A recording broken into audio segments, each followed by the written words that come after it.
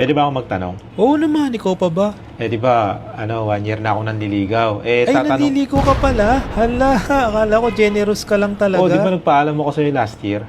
Hala, di ko maalala, sorry. Okay lang. Ito, Ano to?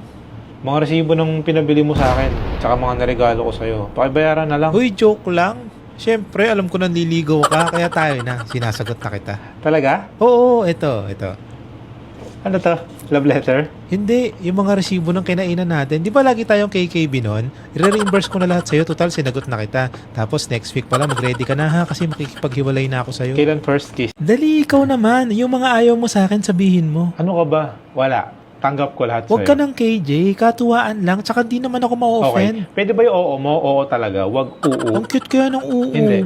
Tapos pag may gusto kong sabihin, sabihin mo na lang. Huwag ka na magpapilit pa. Ah, yun lang ba? Madami pa. Lagyan mo ng space yung I love you and I miss you mo. Mga 3 words kasi yun pinagdidikit-dikit mo. And pag nag-aasaran tayo, please refrain naman sa pagsabunot sa akin. Kasi medyo napapanot na ako no? Manipis na yung buko sa ulo. Baka maubos lalo. Pwede mo naman akong paluin dito sa braso lang. Pero wag dito sa may bandang likod. Kasi may mga salon pas ako dyan. Baka matanggal, sayang naman. Saka pag di pa ako inaantok, wag mo naman ako idamay sa puyatan. Kasi pag nalipasan ako ng antok, di na ako makakatulog. Okay, so pagdating natin ng mall, kakain na tayo. Majority wins na lang ha, para mabilis. Tiis-tiis na lang muna yung mga may ayaw sa kakainan natin. After kumain, coffee, right? Coffee, okay, coffee. Kwentuhan na lang tayo doon, no cellphones allowed ha, para mapagkwentuhan na natin lahat. Yung mga chismis, i-ready nyo na ha. Pre, ayusin mo pagkukwento ha. Puro katawa, wala kami maintindihan sa sinasabi mo eh. So, bali ang magiging flow ng usapan natin mamaya career muna, then love life, tapos icebreaker tayo ng chismis, no? Then career ulit. After coffee, uwi na, no? Uwi na. Okay, sige. Yun, nakarating din tayo. Grabe, ang haba ng biyahe. Sumakit yung likod ko. Ako din eh. Ito pala yung itinerary natin Asan ngayong araw. Ang dami niyan, Kaya ba natin yan? Ikaw gumawa niyan? Oo, ako gumawa nito. Pinaghirapan ko yan ha. Parang elementary yung gumawa na itinerary, Lahat pupuntahan. Grabe ka naman.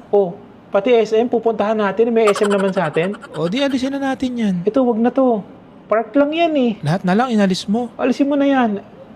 Pati palengke. Ito, maganda. Kaso 1,000 steps daw yan. 1,000? Tapos hagdan pa. Wag na yan. Kailan dito yung hotel? Mamaya pa 6 PM, di ba? Usapan, gagala Hindi, muna. X mo na lahat yan. Pumunta na tayo dun sa hotel. Magpahinga na tayo. Napakasakit ng likod ko. Ay, dito na tayo kumain, Parang masarap. Okay, sige. Okay, sige. Magklase reaksyon yun, parang ayaw mo. Ang gusto mong sabihin ko. Kung saan nga masarap, dapat ay pinupuntahan. Okay, sobrang sarap, pinipilahan. Sobrang legendary. Ganyan ba? Food vlogger ba ako? Ikaw ang OA mo, no? Ang dahil mo agad sinabi. Pwede namang umuo ka na lang eh.